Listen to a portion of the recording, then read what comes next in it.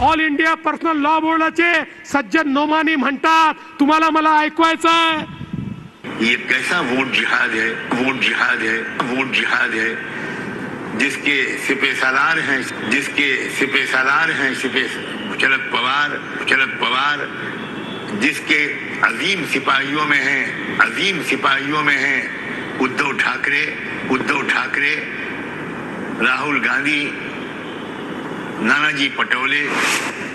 और मैं ये बात जानता हूं कि महाराष्ट्र में अगर वो जीत गए तो वो दस्तूर नहीं बदल पाएंगे। आणि या वोट जिहाद करता हे त्या उलेमांचे तलवे चाटतायत आणि या ठिकाणी सांगतायत दंगेखोरांना आम्ही सोडून देऊ।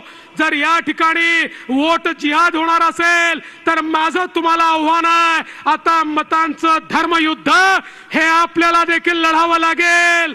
आता एक राहिलो तर सेफ राहो, अगर एक है तो सेफ है। या लोकांना, भारतीय जनता पक्षाच्या लोकांना संविधानाविषयी प्रेम नाही, यांना संविधान बदलायचं आहे। ते यासाठी तुम्ही मतदारांवर अशा पद्धतीनं दबाव आणताय, गोंधळ निर्माण करताय। देवेंद्र फडणवीस काय म्हणतात, धर्मयुद्ध हे काय धर्मयुद्ध आहे का? होय, हे धर्मयुद्ध आहे। आणि हा धर्म कोणता असेल तर हा महाराष्ट्र धर्म ज्याला आम्ही म्हणतो, महाराष्ट्र धर्म, हा महाराष्ट्र धर्म वाचवण्यासाठी, राखण्यासाठी हे आमचं